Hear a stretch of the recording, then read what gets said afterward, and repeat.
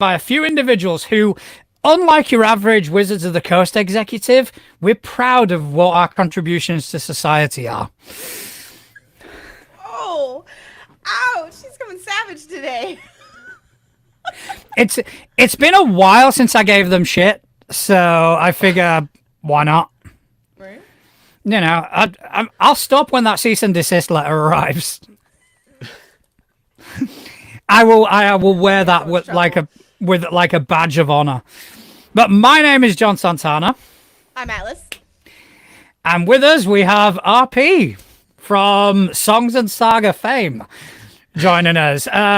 Dude, thank you ever so much for coming on the show. It is an honor to have you here. Yeah, thank you so much for reaching out. I was like, I'm super excited to be here. Nah, I mean, I've kind of, I think since my earliest days on Threads, I think I started following you, one of the first people I started following. And I think back then, I think you might have been getting Stoneburner ready.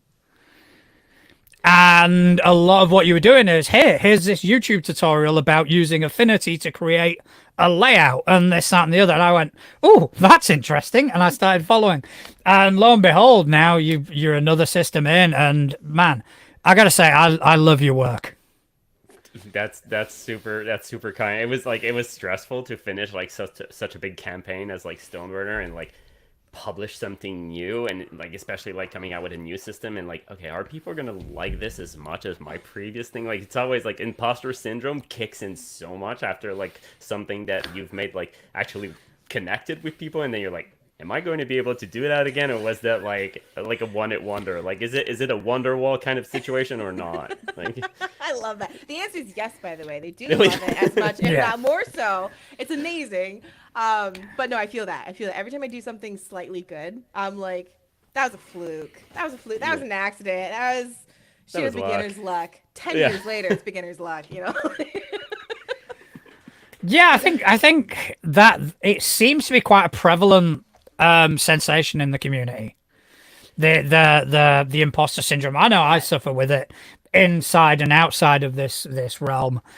But I've seen so many people suffering with it, and it's just like someone like yourself having imposter syndrome to me is wild But because I just kind of want to grab you and just kind of go, no, you deserve it. You deserve to be where you are, and even higher. You deserve even more than where But you've it, got. it's tricky because what we do is also very connected with art, and art is subjective, right? It's like we often see that in games where like the designer is gonna write like once that game has left like the printer, this game is yours and you can do whatever you want with it. But if it's yours, then you can also interpret it the way you want, which means you could interpret it in a way that the designer didn't intend, and then you could like that, you could not like that. It's very like you could it's there's so many vibe checks. It's just Yeah. like is a game going to connect with people? It's just like a matter of vibes often, and like that's not like it's hard to get that vibe. I think. I think my favorite, speaking of vibes and people getting it or not, my favorite comment on Saw on Threads was like, I was hyping it up. I saw you hyping it up. Everyone's talking about Songs and Sagas. They're excited. There's talking and talking. I saw a comment flash across my Threads page of like, it's in space? How did I miss it was in space? Yeah. I was like, but Well, to be it's fair, like, it's not like in your face about it. Like, it's you know, like you said, vibe check. Some people are like, yes, wait, it's in space. Like, yeah, it's not mentioned, and like we're working like Songs and Sagas is like it's a very condensed game, right? It's just like a little pamphlet that you can print at home, and there's like a separate sheet for the map, right? It's like two pieces of paper basically, and like we didn't have a lot of space to write everything we wanted to write. sure. So a lot of things are hinted at, either in rolling tables or in this very short setting paragraph. We're Yeah. working on an expanded edition, even more so that now that like we've seen that people like the condensed version. So we're like, okay, like let's kick the project off the ground and like invest in more art and like more text and more like a bigger book, right? And Yeah. in that bigger book will be a bit more clear as to like what the setting is. But yeah, it is in space, but also not really. Yeah, it's beautiful, the whole thing. So like, tell us about it. Like anyone who's watching the show doesn't know it. Like give us Sell us your dream baby right there. Love that expression. I'm gonna Yeah. steal it. Right. So the way that I describe it is that Songs and Sagas is a OSR reimagined TTRPG.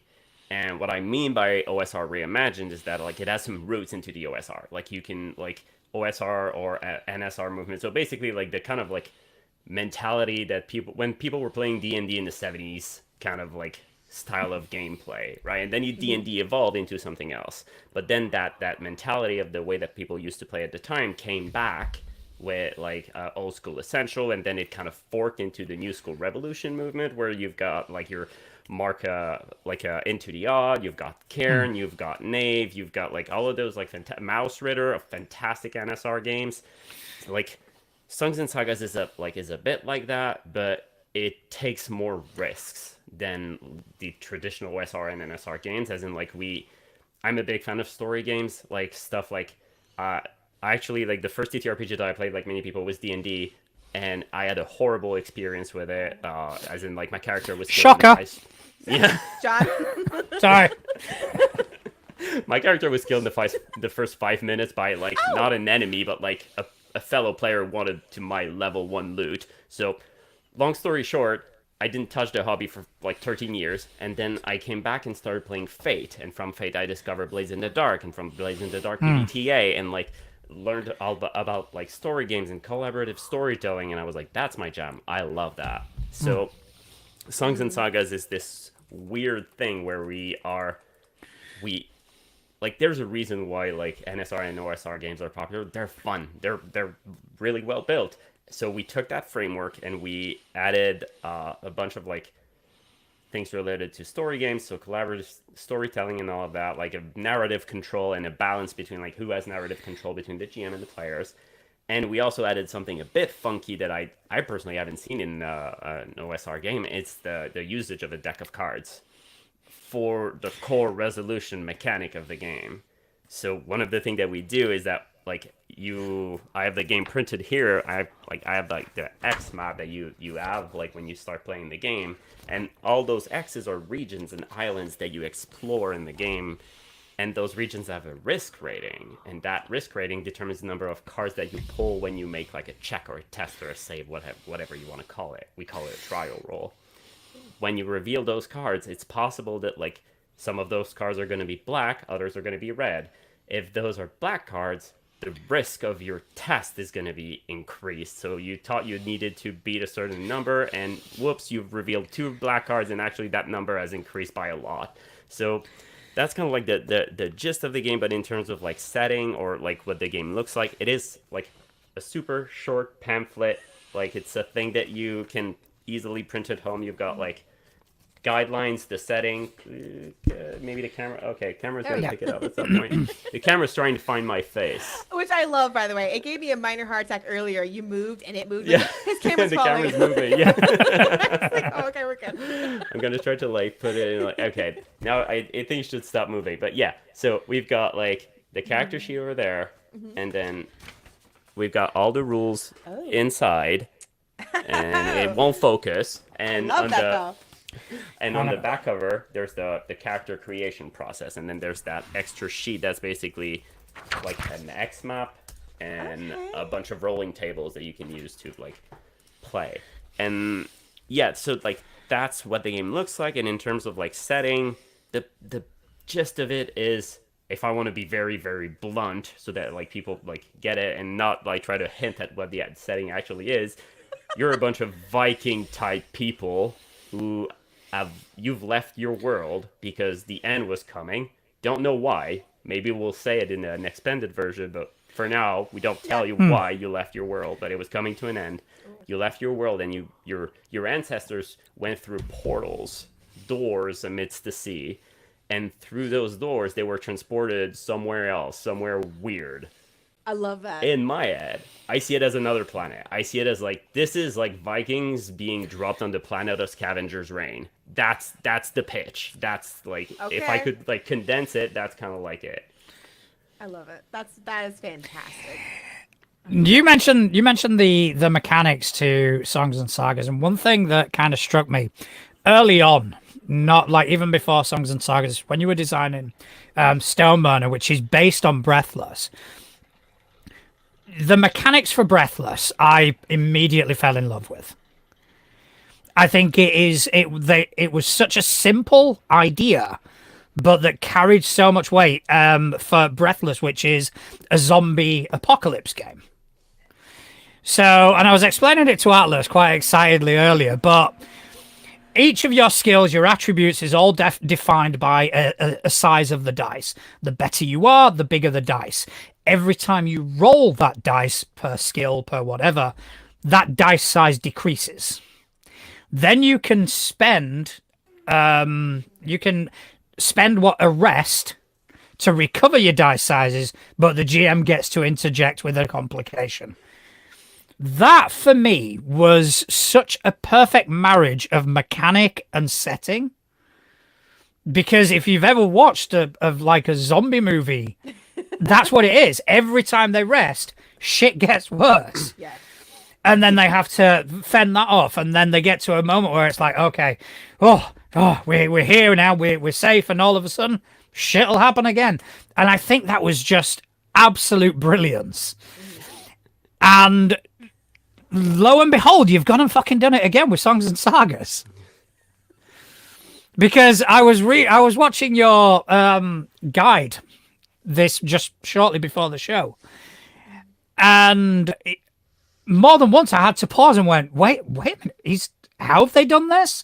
And rewind it and listen to it, and it is absolutely phenomenal. Do you want to kind of go into that a bit more? Because I think it's brilliant. Yeah, most definitely. Gotta read the rules because like that's designers. That's why we write them, is because we always forget about them. I love that. Can we make that a shirt? Like that's Yeah, we should. we make them And rules that's because we forget them. Yeah, and that's actually not even from me. Like John Harper said that like to me when I was on the stream fantastic. talking about Breathless. Like I was interviewed about Breathless at some point, and John Harper was in the stream, and he was like, "That's why we write them down. That's because we always forget." I was like, "I'm gonna so steal that accurate. for sure." Yeah, that's so accurate. But yeah, like the core, because like I think a game kind of like needs a core gameplay loop, and in Breathless, it's like this constant like tension and release cycle, a bit like if you're listening to music, and music is never always like a song is never always like all the way to the top. Is like there are calm moments and there are like strong moments, and it's this balance that makes a good song. And for Breathless, it's a bit like that. There are moments of high tension and then there's a rest, and moments of high tension and then there's a rest, but the mechanics force that into the gameplay. And that's the gameplay loop, right? You do risky stuff and then you rest. You do risky stuff and then you rest, and the game basically puts the risky stuff right back into your face every time you try to rest. So it creates this shift, this balance, this ping pong. And for Songs and Sagas, we wanted to create something that was very focused on exploration. It's the first game that like I designed that included an X map, even though like I've been eyeing like X map mechanics for a while. I was like, I don't know if I'm ready to touch and like try to make something and innovate on it, because I have a hard time just taking something and building upon it without like going back to the drawing board and like tell myself, how can I make it better or different or interesting? Sometimes I fail. There are some of my games out there that like just didn't work, and that's fine. But they're done and they're published, and I've learned from that, and then I like up to the next. But Great mentality, by the way. Such a healthy mentality. Just finish and move on and learn from it. That's great. yeah, but it's hard. It's so hard. Oh, Like yeah. when you see one of your baby fail, you're like, so many hours. Yeah. So many hours. I think my parents have the same sort of philosophy when it came to me. It's okay. Thank you, probably. Well, but yeah, like the TLDR, well, not TLDR. We're here to talk about it, so I'm gonna not the TLDR version. Yeah, we want everything. Yeah. So when you start the game, you've got that X map, right? So you take a D20 and you drop it on. You like take in your end and you just like leave it, and it drops on the table somewhere on that X map, and this is where you start the game. This is on one of those like X's. And then using a bunch of tables and procedures, you're going to define what that X look like. Like, are those islands? Is this a mountain? Like, what are the point of interest? Like, and like using themes and actions and all of that, you define like where you are and what is interesting about that particular location. And then you reveal a card, right? So I'm gonna reveal a card from my deck in front of me just for like fun. And I've revealed like it's gold, but it should be red. It's like a heart, right? So it's a red card. And according to the game mechanics, it says that like when I reveal a red card, like a art, the risk rating of the region is 1, which means that every time I'm gonna make a test or a trial roll, I will reveal 1 card when making my test. So when you make trial rolls, you try to perform a risky action that has a chance of failing.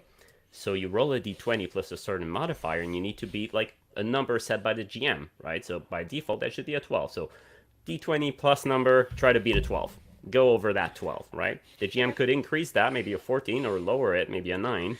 But like, that's like simple stuff. We've seen it in so many other games before, right? No rocket science there. Yeah.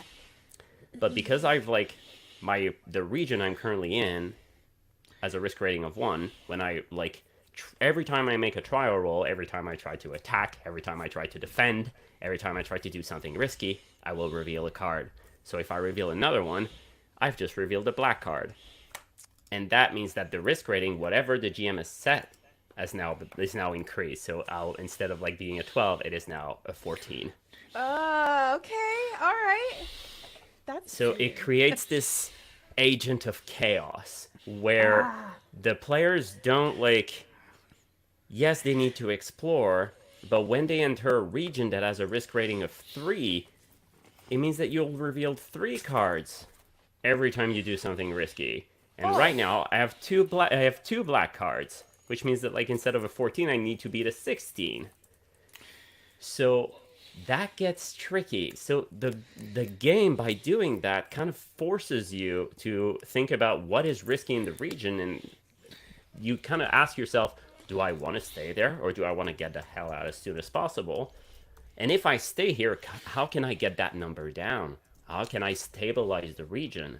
How can I make it more friendly? Because like, as I said in the setting, your ancestors have left their own world, and they're in this place that's very treacherous and dangerous. You kind of have to make it work at this point. Yeah. Yeah, you have to make it work. You have to settle, right?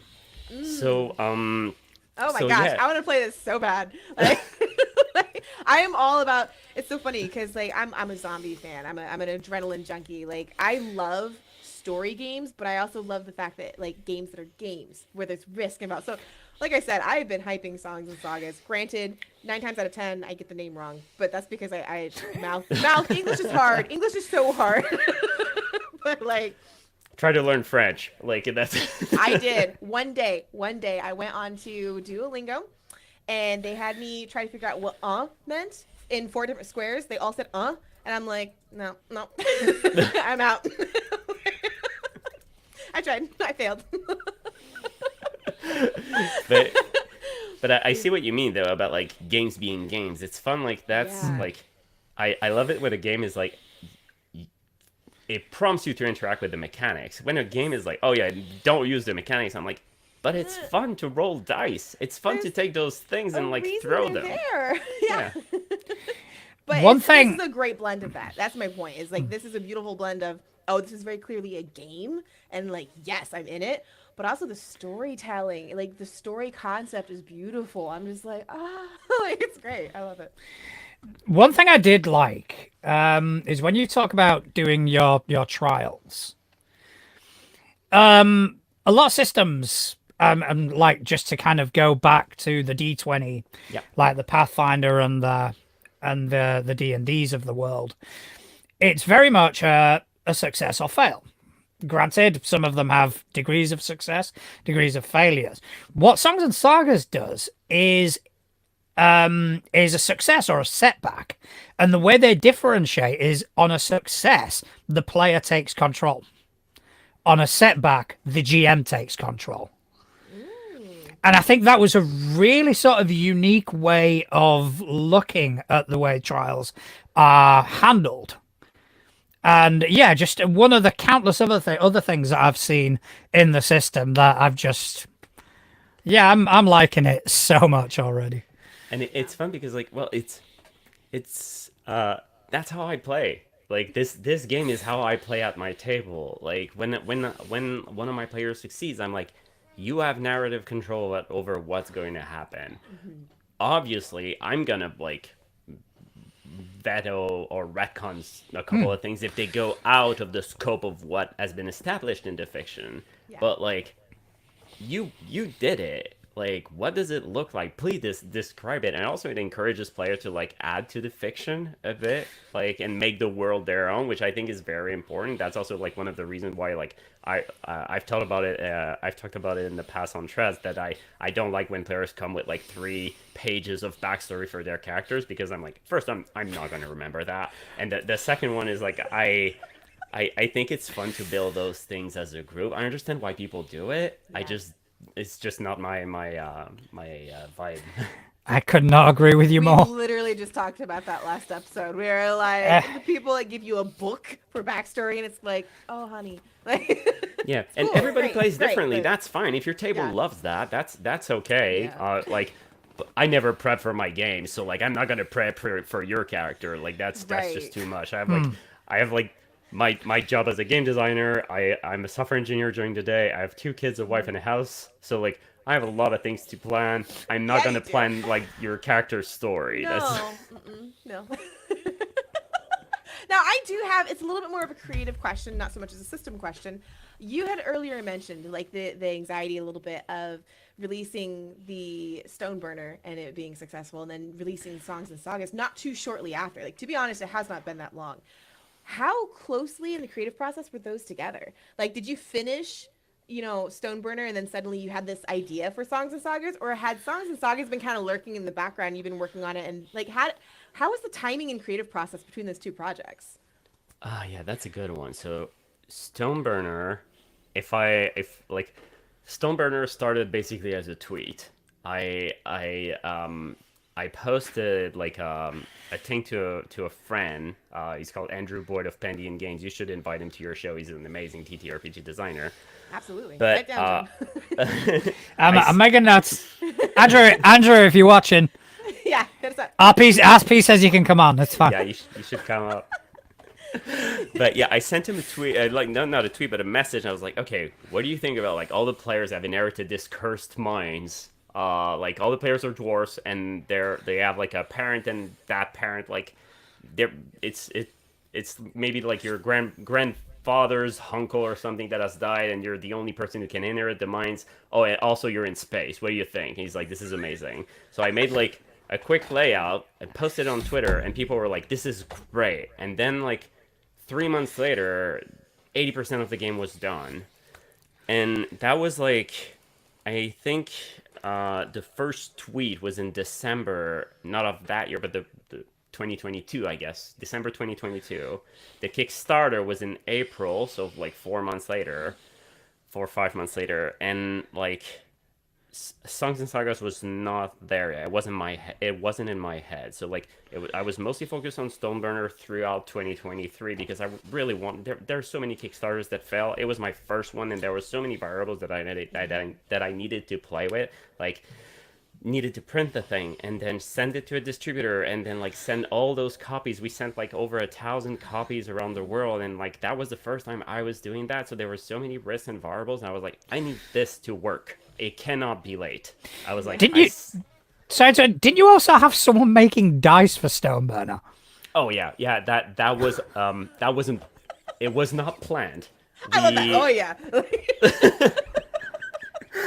Like we didn't know we would make dice because like we didn't know that the campaign would blow up. We didn't know that like it would blow up in popularity. We're like, okay, we think with $4,000 we can make 100 copies and distribute them, and it's gonna be that. And then it was like, oh yeah, $45,000 later, Whoops. like we're there, right? So as it blew up, we were looking for ways to give stuff to the community, right? So we invited guest writers. We invited like 5 like great TTRPG designers to write stuff for the game. And then we were like, okay, what else can we do? Oh, could be cool to do some dice, right? It could be fun. So I made like a post on Twitter at the time, and then Rich of Ashland Games pinged a dice maker from the UK. She's called Jody of Jody's Dice Farm. Yep. And Oh yeah. she's We know Jody. fantastic. She's amazing. She's just great, and she was like, oh yeah, I'm gonna make some dice. Like I can work with you, and we partnered, and we made like a limited like set of dice. I think I have a couple here that I actually bought for my editor. I still need to meet him at some point in the near future, but no. They are really pretty. Yeah, it's like, well, this is like a chunker one. Like this was a test, but it's like a big Oh yes. That's fucking gorgeous. yeah. It's Oh a, my gosh.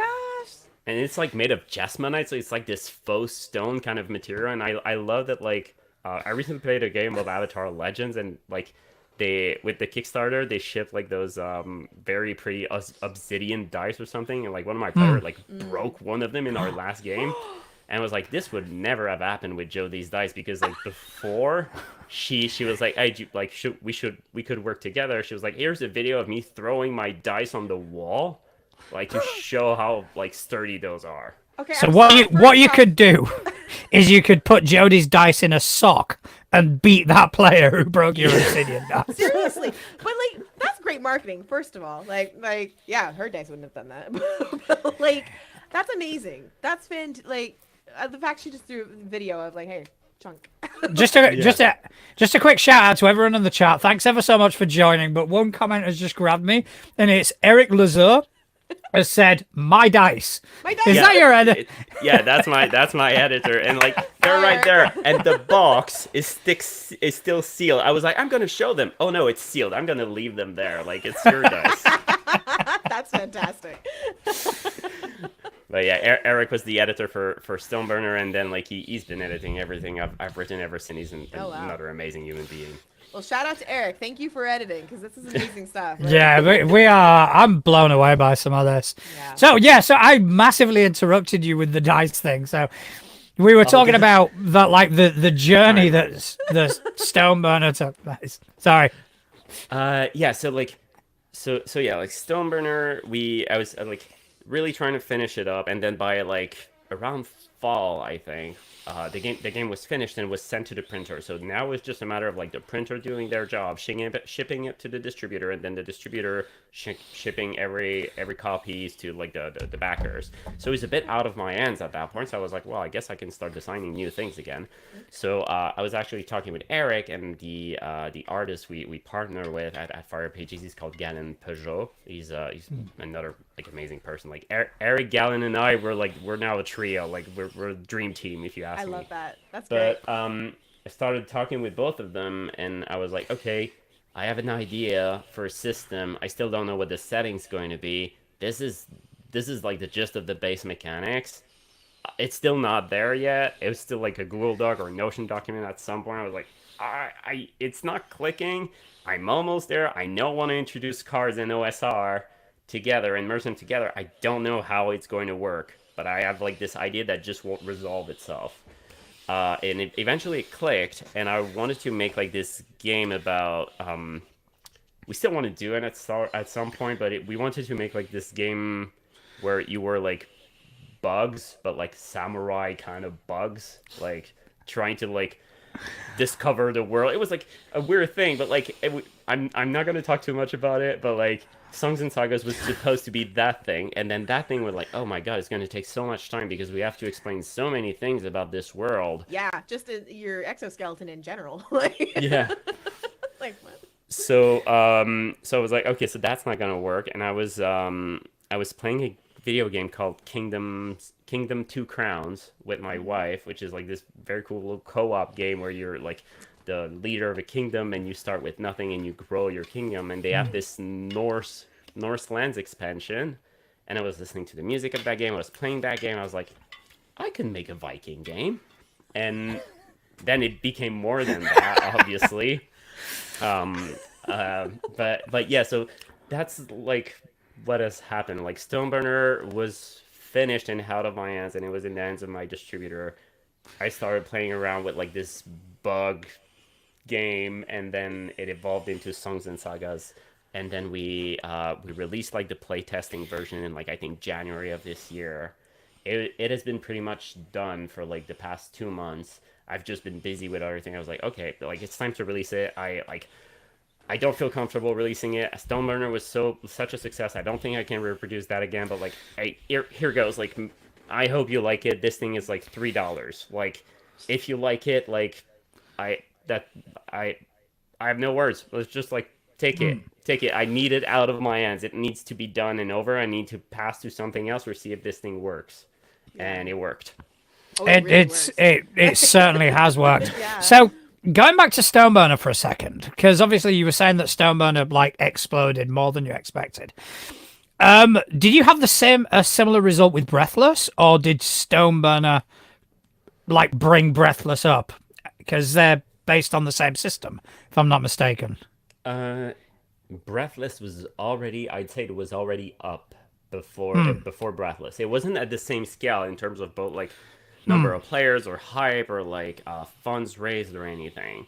But it has been kind of like its own phenomenon, as in like I was participating at a local game jam from we have like this thing called the Draconis Festival, which is the biggest TTRPG festival in the province. I was Love the name, by the way. So cool. I was Festival. Okay. I was participating at the game jam for that festival, and then it was like a con, right? And I I had made Breathless. I thought it was cool, and when I released it, it was a judge. There was a panel of judges who were judging all of our games, and Breathless didn't even make it the top three. It got like one of the judges' heart, like they had like heart stamps. Like, oh, that game is cool, but like it didn't make it even in the top three, and I was so sad. Because I invested a lot of time and passion into that game. I was like, this is like, I don't understand why it didn't work. And again, it was one of those times where like, well, like maybe somebody out there is gonna like it. So I published it. I took all the rules and made them open licensed as well. I was like, well, if you want to hack it, like I think it's a cool little engine. And again, it started blowing up, and then John Harper from Blades in the Dark quote tweeted my tweet. It was like, "This is amazing," and then he bought the game, and then he bought like another one of my Breathless game, and that has helped so much make Yeah. Breathless like known to more people. And then we made the jam, and like there are more than I need to check how many Breathless games there are right now, but like I think There's a it's few. over. There's a few. Let me I mean, I purchased a bundle not long ago, and it was the Trans Rights bundle, the HIO Trans Rights bundle, 500 games. There are so many games in there that are based on Breathless. It's phenomenal to see. Yeah, there's 139 that I know of. That's insane. But again, it's because the mechanics are so crisp. You know, they work so well. They're so simple, but you can do so much with them.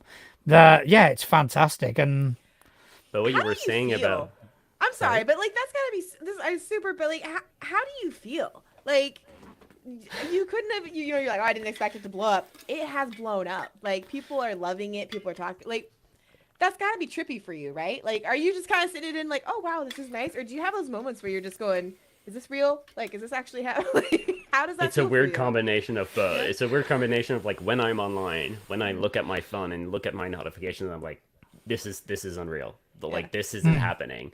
And then I go back to my real life and talk with some of my friends who are like, "Oh yeah, you designed some TTRPGs and whatnot," and like they have no idea I feel of the that. scale of those things are happening. Like the friend that broke my Obsidian die.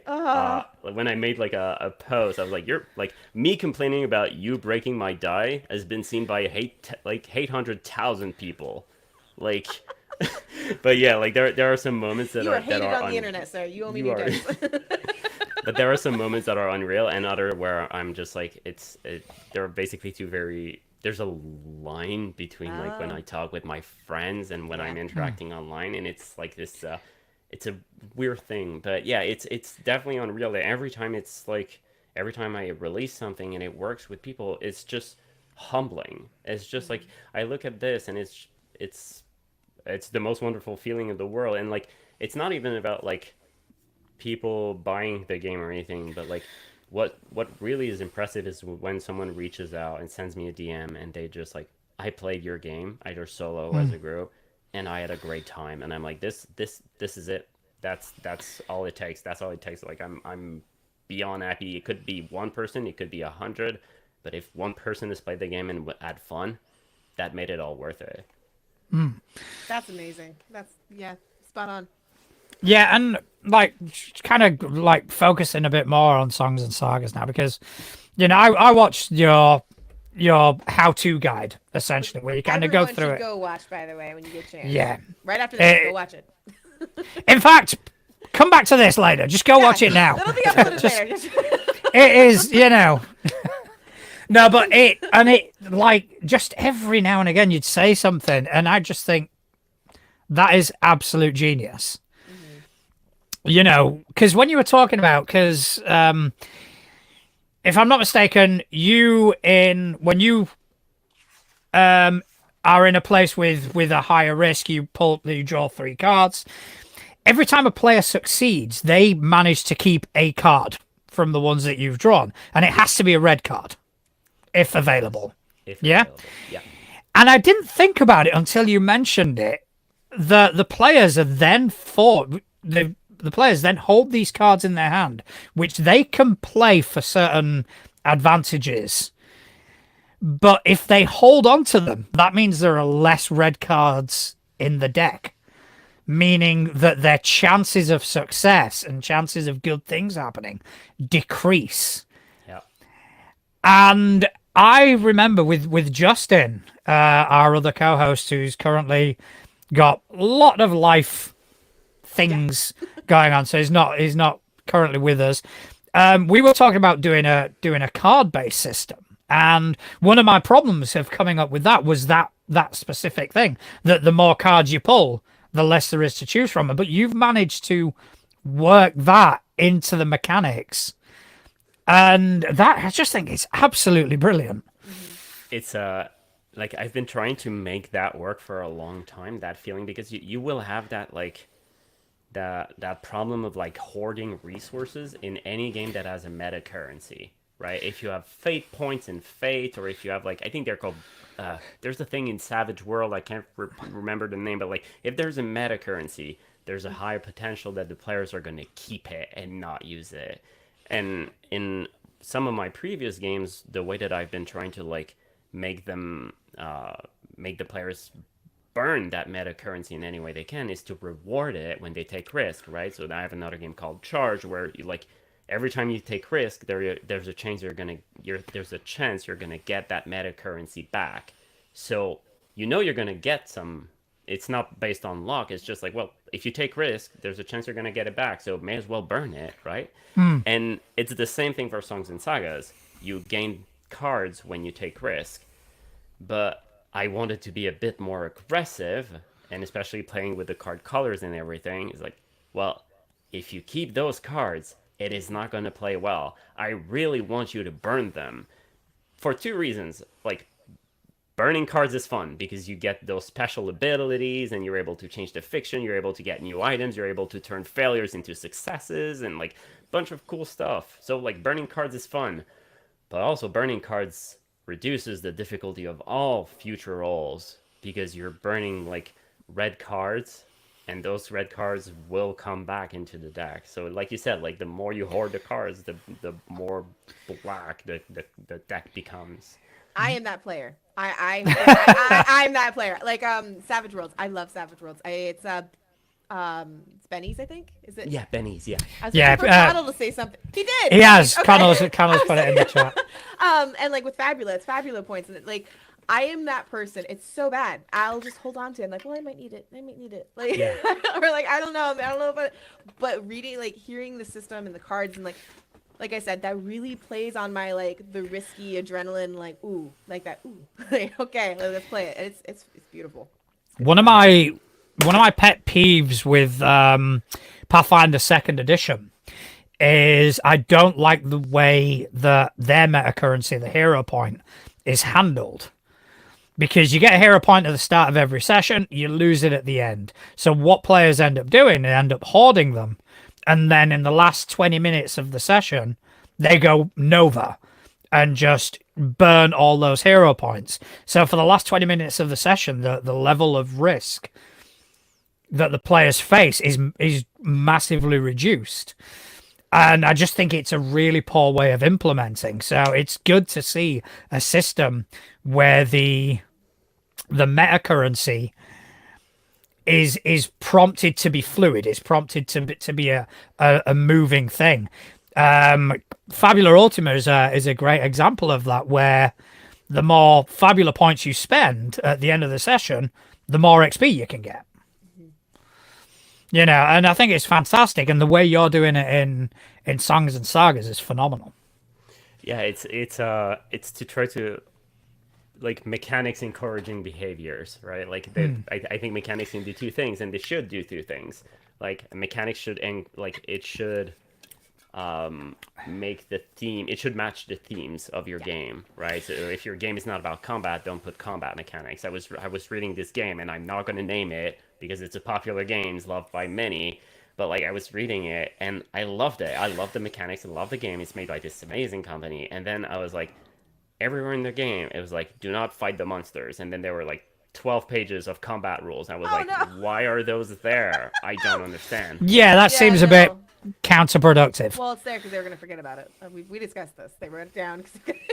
yeah, exactly. But like my personal guess is that maybe they wanted to like make it more familiar for people who were like used to combat, like in D&D and stuff like that. But like that game didn't need it. Those mechanics didn't reinforce the theme. So like I think like one of the cool thing is like making a game and then stripping it off until you only add mechanics that are good for the theme. And like having a condensed format, like a single sheet of paper, is so good as a designer because you're condensed in the amount of space and words, the number of words that you can write. But yeah, like having mechanics that reinforce themes is super important. But like if mechanics can encourage behaviors that you want to see at the table, that's even better.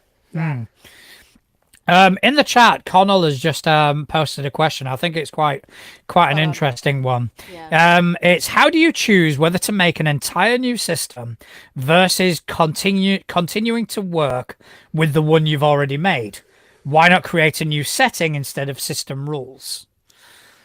Yeah, it's a good one because like it also, like if you keep making new systems, you're also leaving your older child like alone, right? You're not taking care of them. You're like, okay, you're done, and then like it's all about like making something new and hype. Like it's all about hype all the time. So like I think it's like when you think about a setting, well, like the way that I work is that if I think about a setting and I look at all the systems that I've made, if there's a match between like one of those systems, like for example, if I want to make something that is really like focused on adrenaline and exhaustion and like people like always getting into risky situations and like they will always have a hard time until they don't, and then the game puts them back into like an adrenaline situation, then I know I have that. I know I have the system that will work with this kind of setting, so I will use Breathless.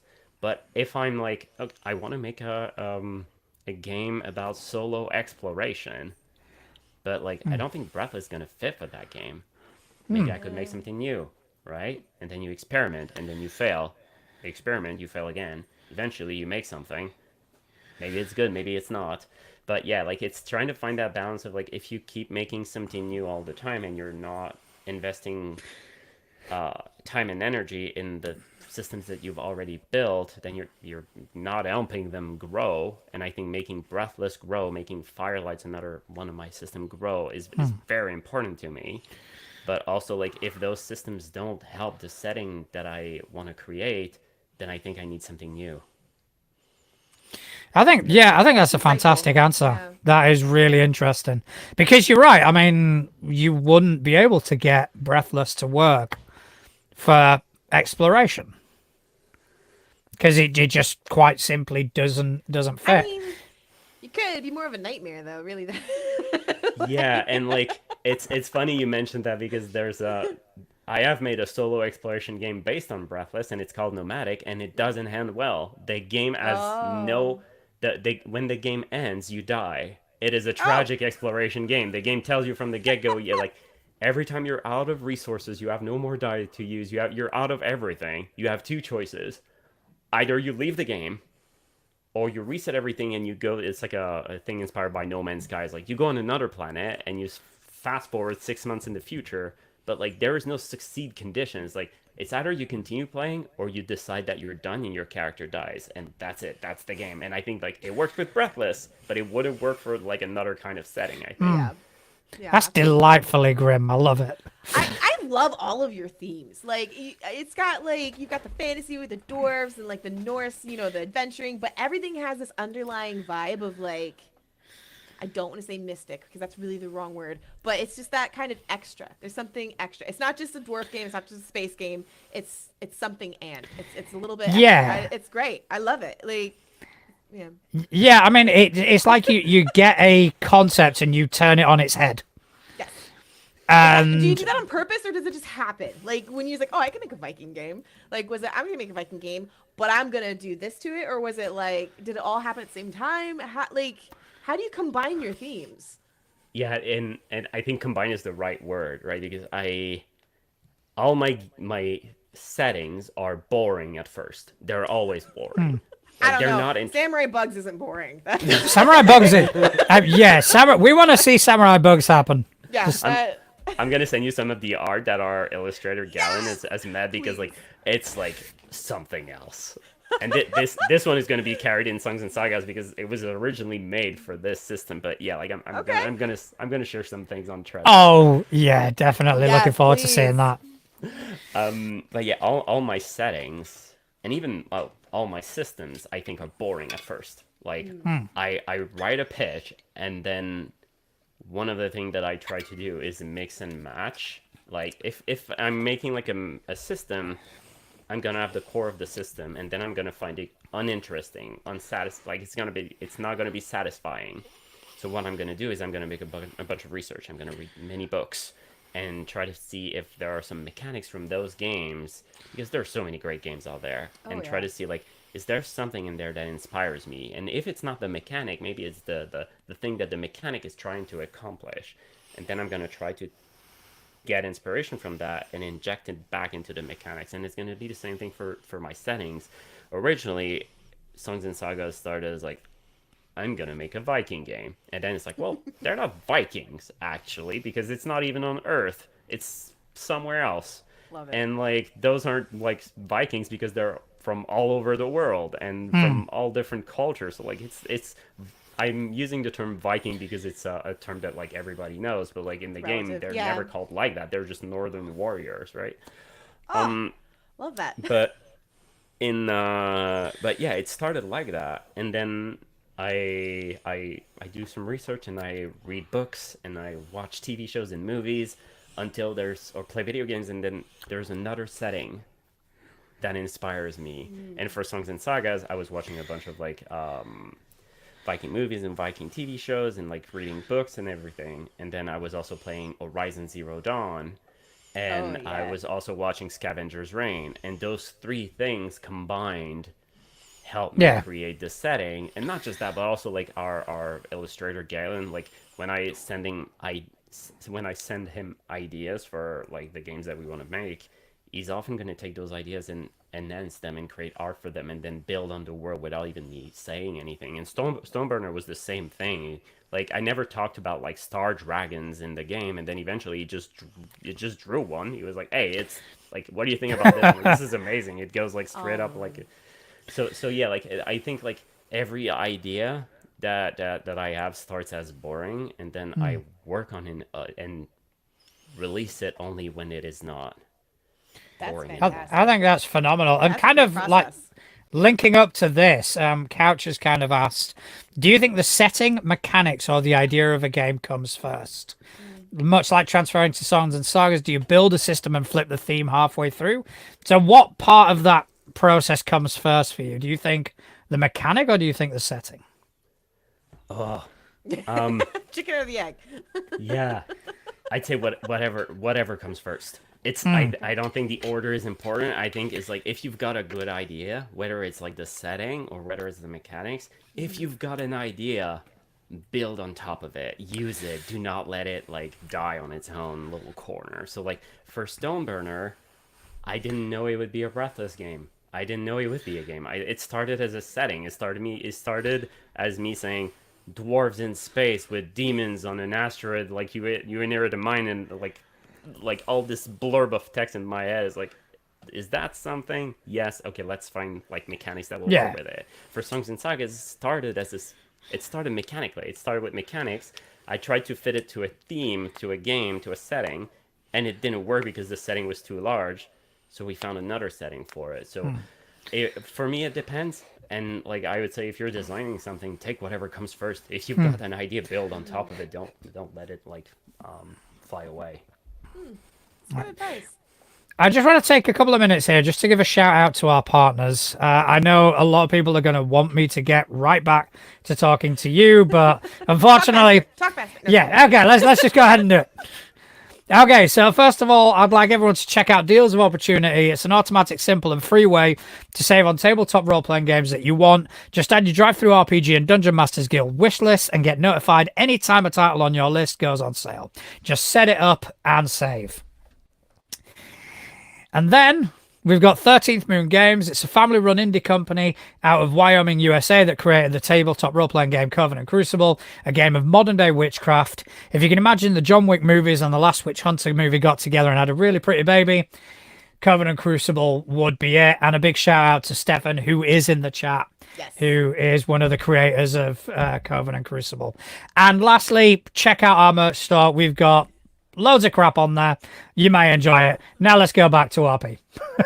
Back to the important. No, Back to the important stuff. Everybody's important. I'm just like, how much time do we have? How many questions? It's like, John, you hush. No, I'm kidding. I'm totally kidding. But on that note, actually, so you're artists. I do a lot of RP art, not like URP, but like TTRPG art. Yeah. Anyways, and I totally get that. The whole like, you get this idea, you run with it.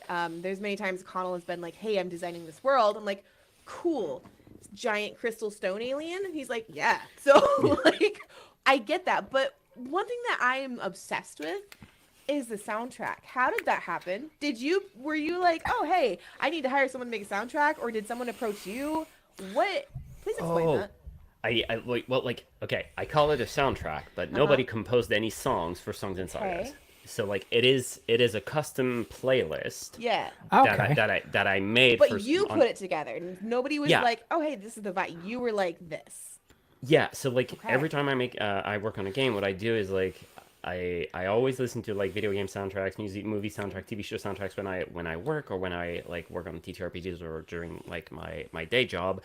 And I needed songs that fitted the game, so I made a soundtrack, but like I made a playlist for me. I always make those for me first. But then what I do is that when the game is done, I take like the cover of the game and put it and make the playlist public and put it on the website. It's like, hey, like I've listened to this 2 or 3 hour playlist when I designed this thing, so like I think it fits the game pretty well. So you've done it with all your games?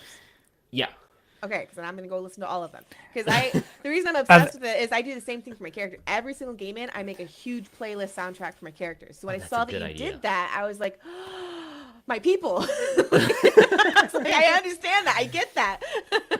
That's wonderful. Absolutely wonderful. So another question from the chat, again from David. It's like, do you find that as a system designer, you have more or less difficulty working within the systems that you didn't make?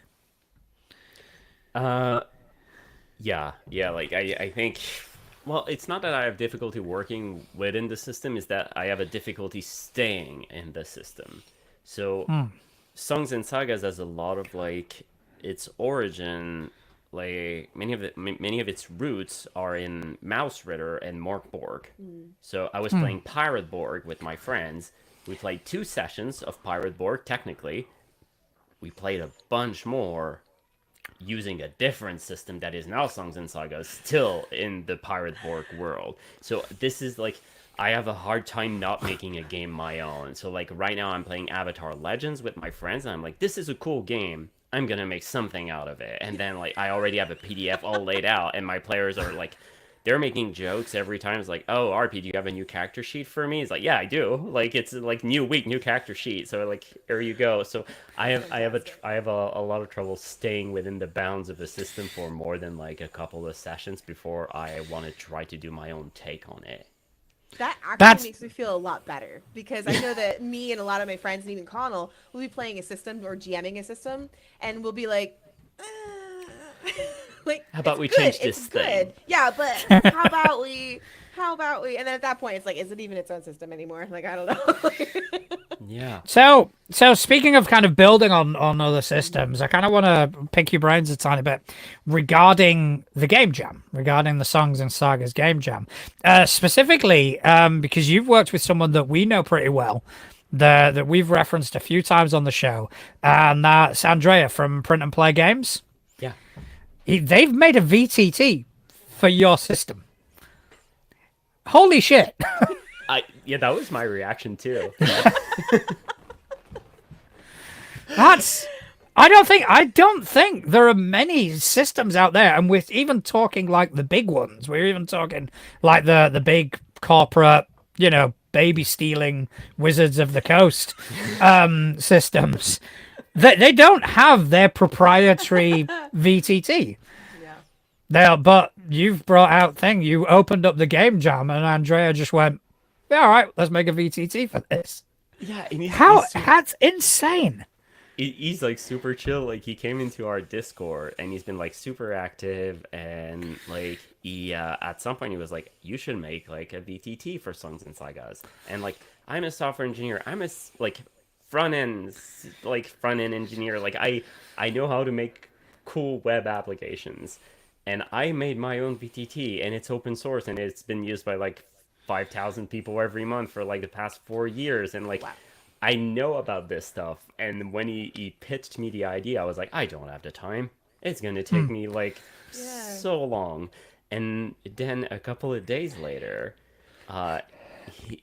he and one of his friends, they reached out, like, can we hop on a call? We have something to show you. And then they showed me this thing, and it's not just a VTT, it's fully illustrated, and it works. You can roll dice, you can reveal cards and everything, all interactive, and then there's like music, and I'm like, sound effects. I'm like, okay, this is another level. I wasn't ready. That's absolutely mad. I mean, we've dealt with imagine that. Like...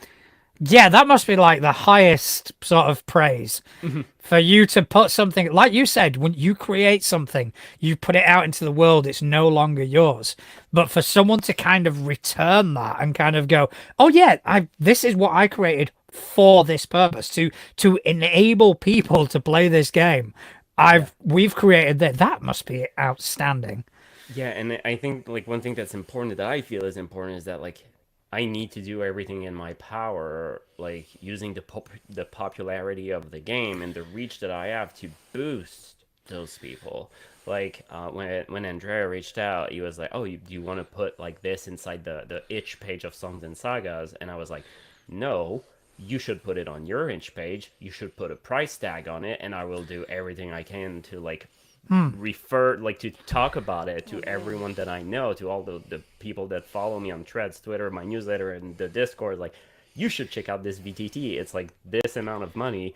If you love Songs and Sagas, you should buy this thing, right? And it's the same thing for all the other games. So we're making a jam right now because the game is open license. So like, what that means in plain terms is that you can copy, paste, adapt, do whatever you want with the game, make a VTT out of it. As long as you put this little text blurb saying, like, this is like based on Songs and Sagas by this guy, here's a website, and like that's it. And yeah, like I think like the jam is like a great opportunity for people to have like a time constraint and a theme or like a system constraint to create something, because having boundaries and limits is like super helpful to like finish a project.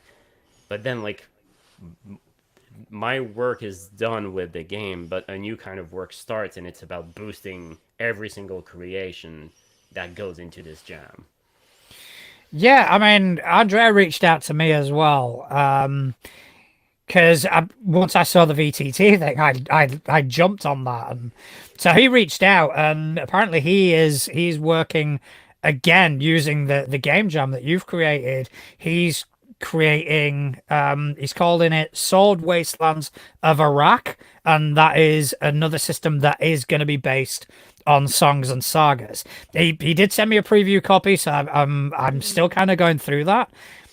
But yeah, it's absolutely phenomenal. Talk to us a bit more about the game jam, about how like this community that is kind of building from Songs and Sagas. So we have we started the game jam a couple of 2 weeks when the game was released. So basically, I think 2 weeks ago or something. And the goal is to either make something compatible with Songs and Sagas. So whether it is like a sheet with rolling tables, an adventure, a pre-filled X map, anything, right? Or to make a game that uses the mechanics, the systems that power Songs and Sagas, games that we call carried in Songs and Sagas. So you have 2 months to do one of those things, finish it, and publish it, and that's it. There are no other rules. There are currently 47, I think, people who have joined the jam. So right now it's all about recruitment, trying to get as many people to join the jam as possible, because such a cool opportunity to create something and finish it and publish it, and having also when you have like a whole community that's doing something together, like we have our Discord and all the people who are talking like constantly about what they're making devlogs and sharing screenshots of their layouts, asking for help. It's like, hey, what do you think about me changing this rule? What do you think about me writing this rule differently? Or like, hey, what do you think of this layout? And then having everyone come and like provide feedback and ask questions and stuff like that. It's such a cool feeling to see like a community to come together to help one another.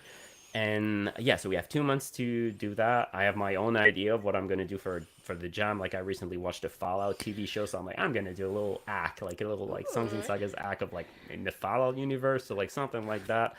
But yes, and also the amazing folks at El Refugio, they're like a publisher, a TTRPG publisher based in Spain. They reached out, and like, spoiler alert, I think I mentioned it in like my video on YouTube about Songs and Sagas, but like they're working on translating the game and the SRD and invite like the Spanish speaking community to join the jam. So as soon as like they are ready to join, I'm gonna extend the jam by like a couple of weeks or months, so that they have the time to join in and like create something for like the Spanish speaking community. Yeah, because I remember seeing that on Threads, and I actually offered my services and went, look, if they need like an extra translator, I'm always happy to help. Our local Spaniard. But you know, it's funny you should say that though, because this whole concept of the game jam, the community coming together to work on something that is together, I think is kind of what sets Songs and Sagas and just your games in general apart. Is because you're in tune with the people trying your games. You're actually in touch with people. You talk to them on Threads. Like I'm seeing you all the time interacting. It's not just like, here's my stuff, I'm promoting the same thing that everybody else is. Everyone's making games. Everyone's playing games, talking about games. You're actually connecting people. You're connecting businesses. And like you said, you're turning it around. Like, no, you made that. You should like charge for that. Like you are not only taking something from this, but you're actually giving back in the community. And that says a lot about not only your character and integrity as a person, but the content and the things that you create. And that's amazing, because that you don't see that everywhere. I have to commend you on that, because that's amazing. Like, yeah, my eyes are full at the moment. Really, like this. Sincerely though, like I get so hyped about this because it is so much more than just here's my game, buy my game. Like you are invested and the people are invested. So thank you for all the hard work you've done in that, because it shows. It shows, and it definitely it shows, like Atlas was saying, it shows your strength of character, but it also shows your passion towards gaming, not just your game, but gaming in general, to kind of go, hey, this is what I created. Let's see what you can do with it. Yeah. And it's absolutely phenomenal to see, and I'm sure we're going to be paying a lot of attention as to what comes from this, because this is an absolute, it's a phenom. It is something that we don't get to see, we don't get to witness as much as we would like to, and thank you ever so much for that. very, very, very kind. I think there's so much toxicity in the world, and there's so much like condescending people out there, and like everyone is trying to learn, Yeah. and like I at some point in my career I wanted to like drop out of like software engineering and go and be a teacher and all of that because like and ended up not doing it and just like trying to interact more with like junior and intermediate engineers to try to like mentor them and everything, and like this is basically what I want to do as well in like the TTRPG space. If I can help, I fought my way through a bunch of things. If I can help people learn about them without going through the same pains as I did, well, I'll do it. That's amazing. I mean, That's like I said, that amazing. I think the first experience I had with you was you posting videos on YouTube whilst you were working and whilst you were kickstarting Stoneburner, kind of going, "Hey, this is how I do a layout." I actually bought Affinity because of you. There we go. More marketing. Yeah, I think you came out and said, "Oh, check out Affinity," and it was on sale. It's like, fuck it, let's do it. So, but yeah, it was, just your videos of kind of going, okay, this is how we use Affinity Publisher. This is how we do a layout. This is how we kind of, and it was all useful information. It was all, this is how I'm going to make your life easier. And Yeah. doing that whilst you're kickstarting a system was just Insane. insane. I never sleep. Apparently, I was about to ask that. I'd be like, so like sleep to wake ratio. What are we talking about? Actually started sleeping a bit more now that the baby is going through she's sleeping through the night, so like that helps bless. a lot. Yes. Yes. Win. Yeah, good That's job. fantastic. So before we kind of bring this to a close, I just want to kind of pick your brains. What sort of advice would you be able to give somebody who is potentially looking to building their own system? The first advice would be to read other like but I forgot which artist said that, but like something about like good artist creates but great artists like steal or something. Like, Yeah, I remember that quote. and it's the same thing in the the TTRPG space. I think like we all build on top of the shoulders of people who came before us and built. Like for example, like, you can take a look at the big names out there like Blades in the Dark. Like that system didn't came out of nowhere. It was built on the shoulders of like PBTA.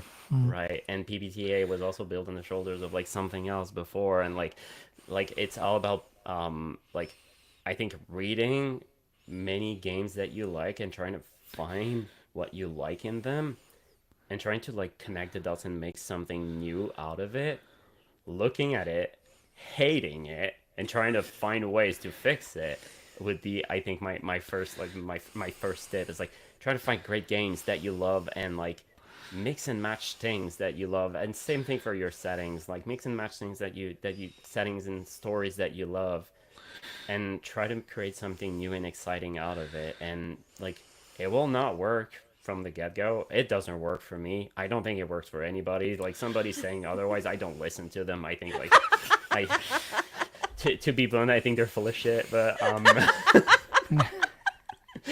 but I love it. yeah. But yeah, like I don't think it will work from the get-go, but like just start from stuff that you love, and like also don't care too much about balance, because once a game hits a table, balance is not really important. It's a lie. It doesn't exist anymore. Yeah, Look at like the table. there is some concept of balance, but I would not call it balance as in like, oh, the numbers on the dice and everything is like, I like when it enters a table, when a game enters a table, there's the chaos that comes in from the players and the GM that have interpreted your rules differently, and that will completely break your game. So like try to just make an experience that you love based on stuff that you love, and that will get you like 80% there. The last 20% is learning Affinity, but that's another thing. Well, that's good advice for designers. I love it. I do have a. Go ahead. No. By all means, carry on. No, I was gonna say I have a similar question, but slightly different. If someone is buying your game, Songs and Sagas, if they're picking it up because they're gonna run it, or they're picking it up because they want to play it, what is one message you'd want to get across to them?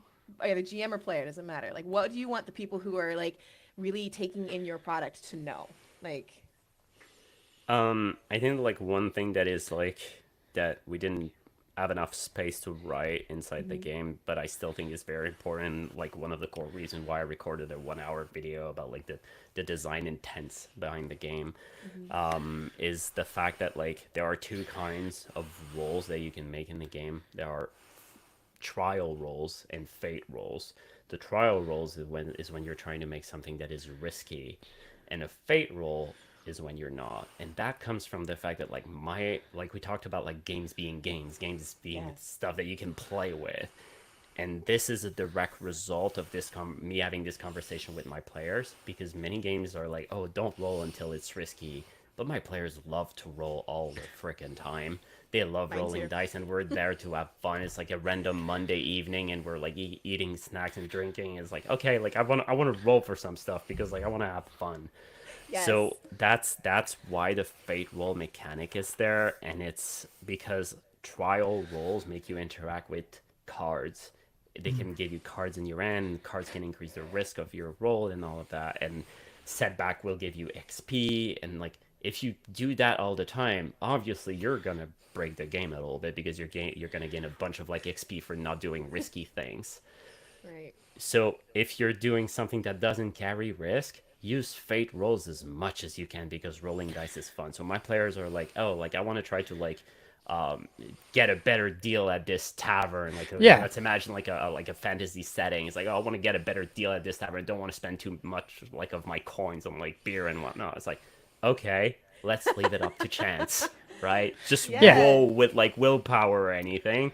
But we're not going to involve cards. You're not going to gain an XP. It's just a fate roll. Let's just have some fun. So I think like this clear distinction is very important, but is not like very outlined inside the game just because we lack the space. But I still think it's an important one because I think at my table we use fate rolls more than trial rolls because of that. Because my players are just obsessed with dice. Clickety clackety happy. Yeah. Yeah. Just throw the roll the dice. Yeah. All right. Well, thanks for that. Thank you very much, and I think that's pretty much all we've got time for. I just want to like express my gratitude to you for coming on the show and for talking to us about these amazing systems and all this fantastic work you're doing. Would you be able to now just tell anybody watching where they can find you, where they can buy your products? What just push. Push. Push, the just floor. you have the floor. Sell, damn it. Yeah, so you can find me online pretty much. Like if you search for Fari RPGs, you're gonna find my itch page on Google. You can buy all the games in digital versions over there. FariRPGs.com. We have prints available there. Prints for Stoneburner. They're like we're getting low on stock, so if you want to buy a copy, now is the time because like it will take some time before we do another reprint. I'm about to do one, but like if you want to get a copy, now's the time. We also have prints for other games that we made, like Hopes and Dreams and Firelight and all of that. Apart from that, I'm on social media, mostly on Threads. I try not to talk too much on Twitter because it's a horrible It's a cesspit, yeah. yeah, it's horrible. But yeah, I'm RP DESHAIES. I'll drop it in the chat, but like you can search for that handle pretty much anywhere. You're gonna find me. I have like a special handle for Fari RPGs, but I don't interact with it as much. I'm a very open book, and I try to be myself, and being behind the wall of the company logo is just not me. So it's just like I'm RP. I'm the person that does games for this logo, but like I'm just me. Yeah. I'm just having fun. Love So it. That's great. so yeah, and also like I really recommend you give a follow to. I'm gonna drop their links in the chat as well. But like Eric is the editor for most of our games now, and he's also gonna do writing for Songs and Sagas. He's already started working awesome. on like islands and everything that we want to make for the expanded edition of the game. And he's just a joy to work with. So if you're like if you add your idea for your system in your game and now you're done with Affinity and you want to give like that to an editor, he's the guy to hire. And Noted. Galen Peugeot, he's like the illustrator, again, like an amazing person to follow. So yeah, go give those two a follow. They're 100%. I'll be doing that straight after. I also want to give a big shout out and a big thank you to everyone who's come to join us in the chat. It's been great to see you guys. It's great interacting with you guys. And also, Atlas, thank you ever so much for spending some time with us this evening. Do you want to tell people whereabouts on the interwebs they can find you? Yes, mainly Threads as well. Threads, TikTok, Instagram, atlas.ursa. Atlas like the Titan, Ursa like the bear. All right. As for me, you can find me behind most of our social media presence at Too Legit to Crit on Instagram, Facebook, and TikTok. Also, you can find me at natural.juan on Threads. And I just want to thank everyone who spent time out of their busy day listening to, well, Atlas and I with an absolute genius waffling on about tabletop role-playing games. Thank you very much. Good night.